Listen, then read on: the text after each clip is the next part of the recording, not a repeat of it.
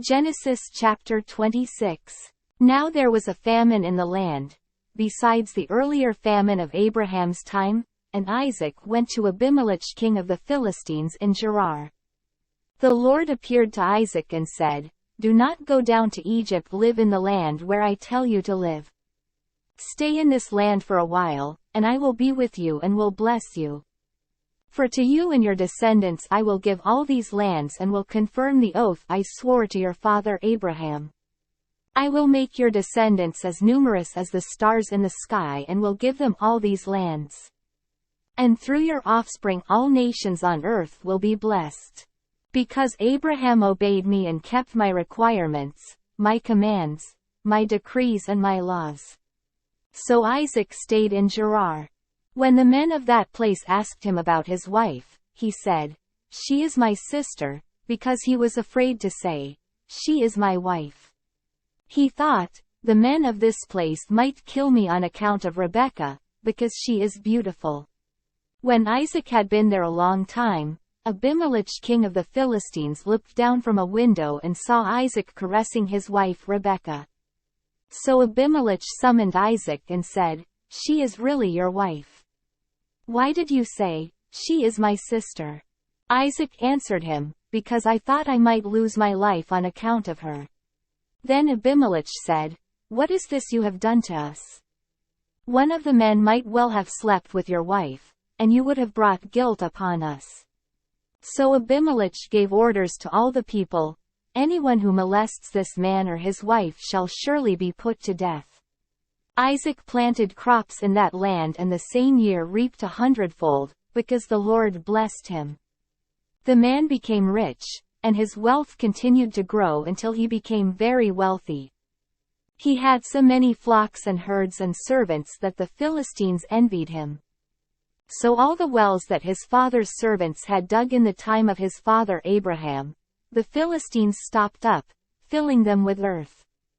Then Abimelech said to Isaac, "Move away from us, you have become too powerful for us." So Isaac moved away from there and encamped in the valley of Gerar and settled there. Isaac reopened the wells that had been dug in the time of his father Abraham, which the Philistines had stopped up after Abraham died, and he gave them the same names his father had given them. Isaac's servants dug in the valley and discovered a well of fresh water there. But the herdsmen of Gerar quarreled with Isaac's herdsmen and said, "The water is ours." So he named the well Esek, because they disputed with him. Then they dug another well, but they quarreled over that one also, so he named it Sitnah. He moved on from there and dug another well, and no one quarreled over it. He named it Rehoboth, saying, "Now the Lord has given us room and we will flourish in the land." From there he went up to Beersheba. That night the Lord appeared to him and said, "I am the God of your father Abraham. Do not be afraid, for I am with you. I will bless you and will increase the number of your descendants for the sake of my servant Abraham." Isaac built an altar there and called on the name of the Lord. There he pitched his tent, and there his servants dug a well.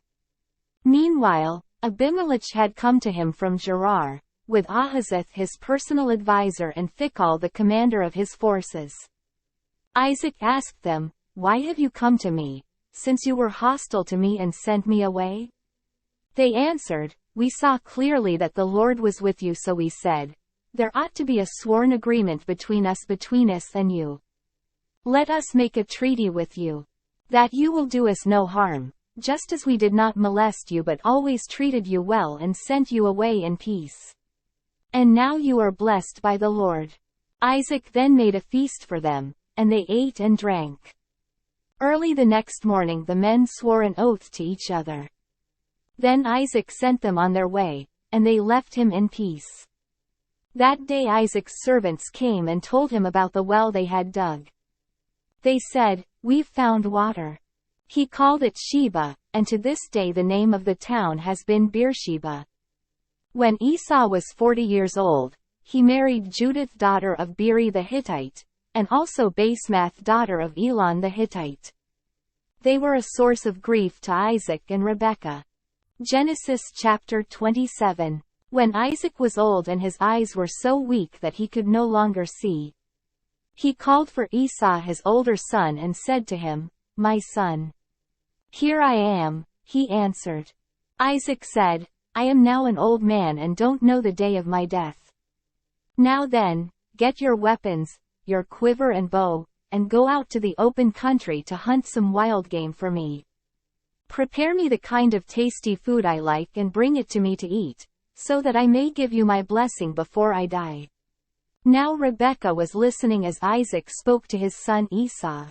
When Esau left for the open country to hunt game and bring it back, Rebekah said to her son Jacob, "Look, I overheard your father say to your brother Esau, 'Bring me some game and prepare me some tasty food to eat, so that I may give you my blessing in the presence of the Lord before I die.' Now, my son, listen carefully and do what I tell you. Go out to the flock and bring me 2 choice young goats, so I can prepare some tasty food for your father, just the way he likes it. Then take it to your father to eat, so that he may give you his blessing before he dies." Jacob said to Rebekah his mother, "But my brother Esau is a hairy man, and I'm a man with smooth skin. What if my father touches me? I would appear to be tricking him and would bring down a curse on myself rather than a blessing." His mother said to him, "My son, let the curse fall on me. Just do what I say, go and get them for me." So he went and got them and brought them to his mother, and she prepared some tasty food, just the way his father liked it. Then Rebekah took the best clothes of Esau her older son, which she had in the house, and put them on her younger son Jacob. She also covered his hands and the smooth part of his neck with the goatskins. Then she handed to her son Jacob the tasty food and the bread she had made. He went to his father and said, "My father." "Yes, my son," he answered. "Who is it?" Jacob said to his father, "I am Esau your firstborn. I have done as you told me. Please sit up and eat some of my game so that you may give me your blessing." Isaac asked his son, "How did you find it so quickly, my son?" "The Lord your God gave me success," he replied. Then Isaac said to Jacob, "Come near so I can touch you, my son, to know whether you really are my son Esau or not." Jacob went close to his father Isaac, who touched him and said, "The voice is the voice of Jacob, but the hands are the hands of Esau." He did not recognize him, for his hands were hairy like those of his brother Esau, so he blessed him. "Are you really my son Esau?" he asked. "I am," he replied. Then he said, "My son, bring me some of your game to eat, so that I may give you my blessing." Jacob brought it to him and he ate, and he brought some wine and he drank. Then his father Isaac said to him, "Come here, my son, and kiss me." So he went to him and kissed him. When Isaac caught the smell of his clothes, he blessed him and said, "Ah, the smell of my son is like the smell of a field that the Lord has blessed. May God give you of heaven's dew and of earth's richness, an abundance of grain and new wine. May nations serve you and peoples bow down to you. Be Lord over your brothers, and may the sons of your mother bow down to you. May those who curse you be cursed and those who bless you be blessed." After Isaac finished blessing him and Jacob had scarcely left his father's presence, his brother Esau came in from hunting. He too prepared some tasty food and brought it to his father. Then he said to him, "My father, sit up and eat some of my game, so that you may give me your blessing." His father Isaac asked him, "Who are you?" "I am your son," he answered, "your firstborn, Esau." Isaac trembled violently and said, "Who was it, then, that hunted game and brought it to me? I ate it just before you came and I blessed him, and indeed he will be blessed." When Esau heard his father's words, he burst out with a loud and bitter cry and said to his father, "Bless me, me too, my father." But he said, "Your brother came deceitfully and took your blessing." Esau said, "Isn't he rightly named Jacob? He has deceived me these 2 times. He took my birthright, and now he's taken my blessing." Then he asked, "Haven't you reserved any blessing for me?"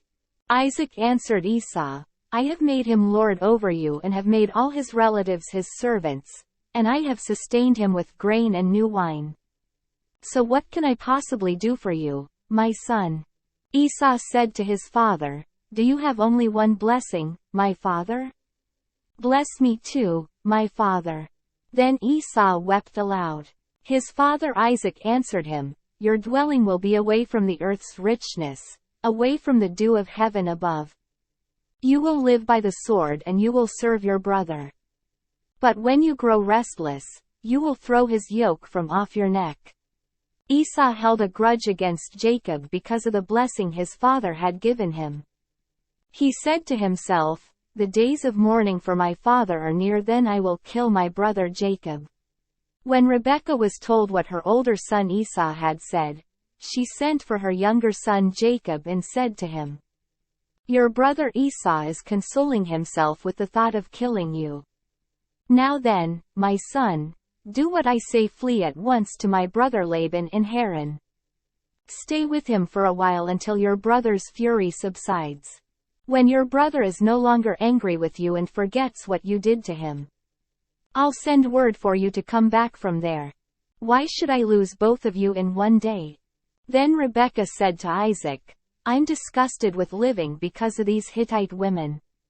If Jacob takes a wife from among the women of this land, from Hittite women like these, my life will not be worth living."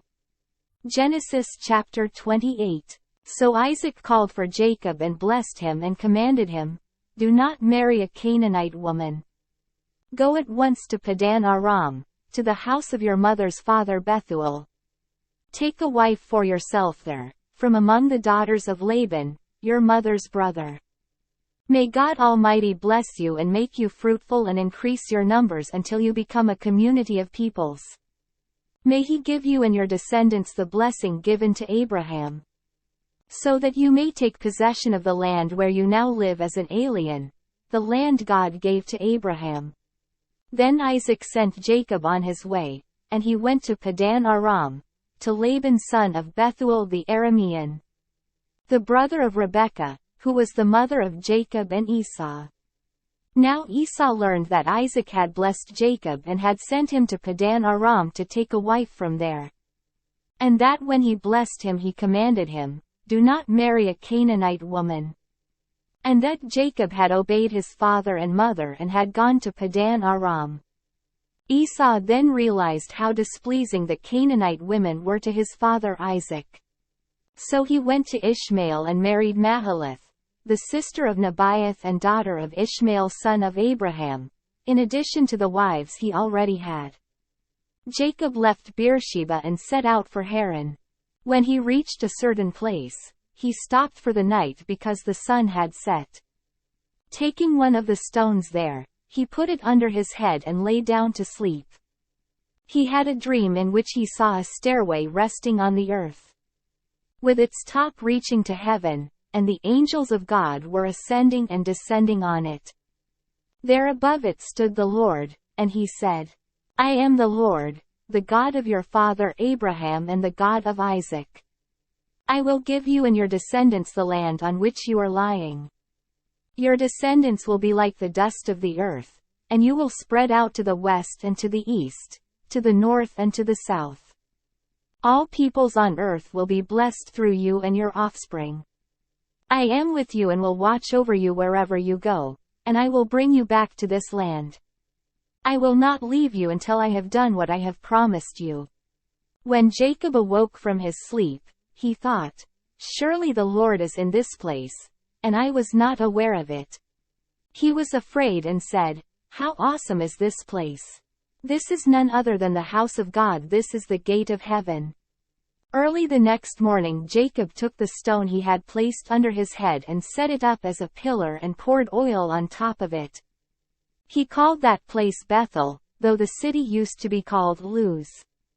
Then Jacob made a vow, saying, If God will be with me and will watch over me on this journey I am taking and will give me food to eat and clothes to wear, so that I return safely to my father's house, then the Lord will be my God. And this stone that I have set up as a pillar will be God's house, and of all that you give me I will give you a tenth. Genesis chapter 29. Then Jacob continued on his journey and came to the land of the eastern peoples. There he saw a well in the field, with 3 flocks of sheep lying near it because the flocks were watered from that well. The stone over the mouth of the well was large. When all the flocks were gathered there, the shepherds would roll the stone away from the well's mouth and water the sheep. Then they would return the stone to its place over the mouth of the well. Jacob asked the shepherds, "My brothers, where are you from?" "We're from Haran," they replied.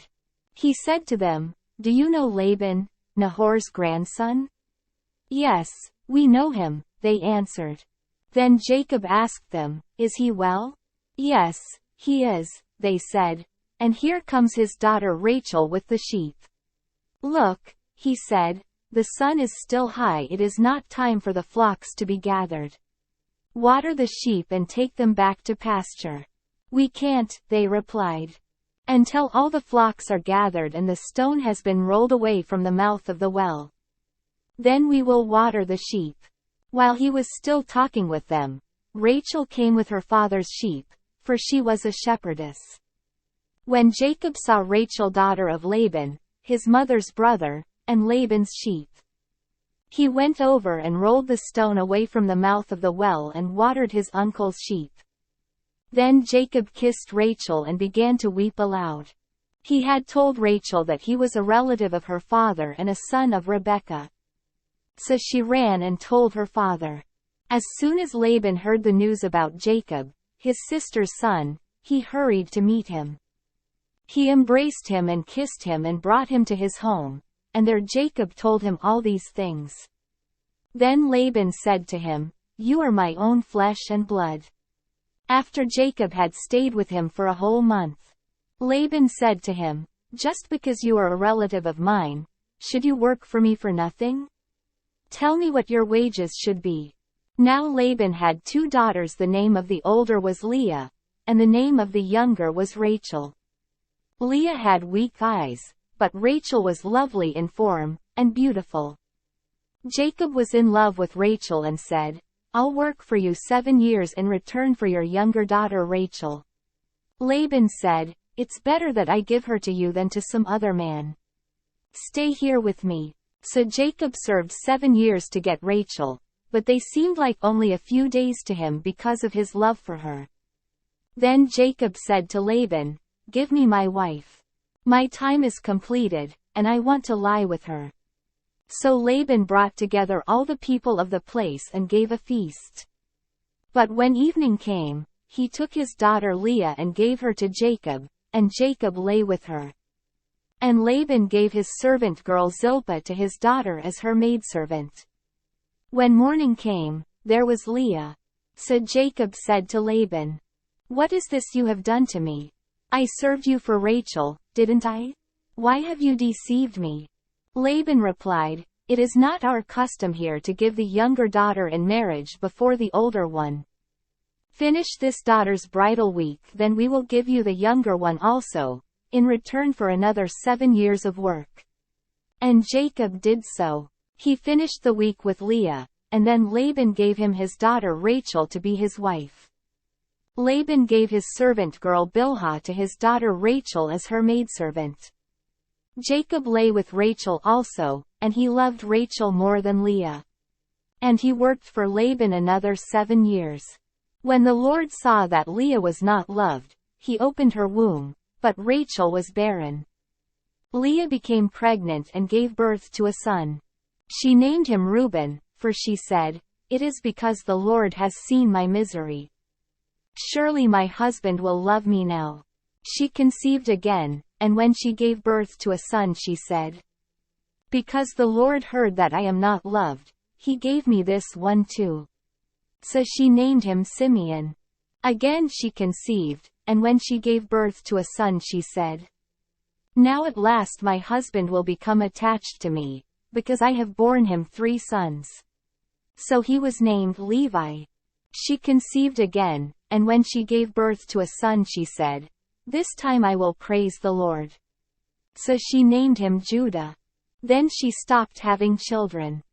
Genesis chapter 30. When Rachel saw that she was not bearing Jacob any children, she became jealous of her sister.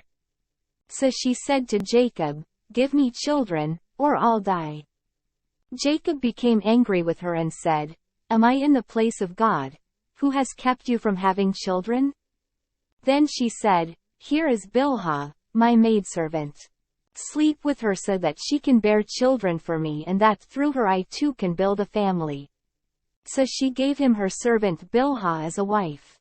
Jacob slept with her, and she became pregnant and bore him a son. Then Rachel said, "God has vindicated me, he has listened to my plea and given me a son." Because of this she named him Dan. Rachel's servant Bilhah conceived again and bore Jacob a second son. Then Rachel said, "I have had a great struggle with my sister, and I have won." So she named him Naphtali. When Leah saw that she had stopped having children, she took her maidservant Zilpah and gave her to Jacob as a wife. Leah's servant Zilpah bore Jacob a son. Then Leah said, "What good fortune." So she named him Gad. Leah's servant Zilpah bore Jacob a second son. Then Leah said, "How happy I am. The women will call me happy." So she named him Asher. During wheat harvest, Reuben went out into the fields and found some mandrake plants, which he brought to his mother Leah. Rachel said to Leah, "Please give me some of your son's mandrakes." But she said to her, "Wasn't it enough that you took away my husband? Will you take my son's mandrakes too?" "Very well." Rachel said, "He can sleep with you tonight in return for your son's mandrakes." So when Jacob came in from the fields that evening, Leah went out to meet him. "You must sleep with me," she said. "I have hired you with my son's mandrakes." So he slept with her that night. God listened to Leah, and she became pregnant and bore Jacob a 5th son. Then Leah said, "God has rewarded me for giving my maidservant to my husband." So she named him Issachar. Leah conceived again and bore Jacob a 6th son. Then Leah said, "God has presented me with a precious gift. This time my husband will treat me with honor, because I have borne him 6 sons." So she named him Zebulun.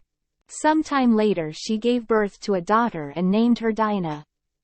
Then God remembered Rachel, he listened to her and opened her womb. She became pregnant and gave birth to a son and said, "God has taken away my disgrace."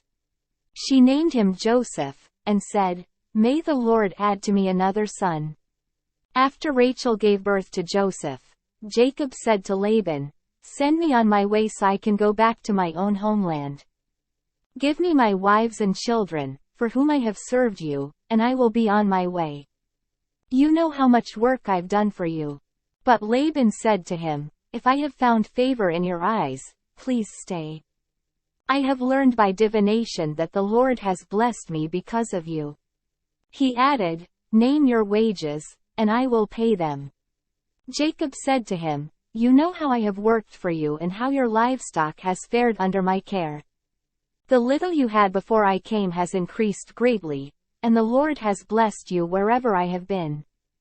But now, when may I do something for my own household?" "What shall I give you?" he asked. "Don't give me anything," Jacob replied. "But if you will do this one thing for me, I will go on tending your flocks and watching over them.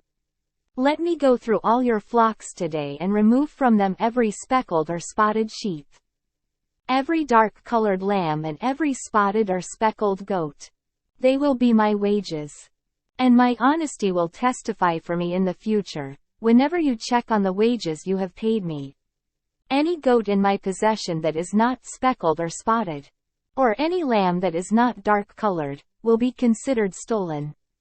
"Agreed," said Laban. "Let it be as you have said." That same day he removed all the male goats that were streaked or spotted, and all the speckled or spotted female goats, all that had white on them, and all the dark-colored lambs, and he placed them in the care of his sons. Then he put a 3-day journey between himself and Jacob, while Jacob continued to tend the rest of Laban's flocks. Jacob, however, took fresh-cut branches from poplar, almond and plane trees, and made white stripes on them by peeling the bark and exposing the white inner wood of the branches. Then he placed the peeled branches in all the watering troughs, so that they would be directly in front of the flocks when they came to drink. When the flocks were in heat and came to drink, they mated in front of the branches, and they bore young that were streaked or speckled or spotted. Jacob set apart the young of the flock by themselves, but made the rest face the streaked and dark-colored animals that belonged to Laban. Thus he made separate flocks for himself and did not put them with Laban's animals. Whenever the stronger females were in heat, Jacob would place the branches in the troughs in front of the animals so they would mate near the branches. But if the animals were weak, he would not place them there. So the weak animals went to Laban and the strong ones to Jacob.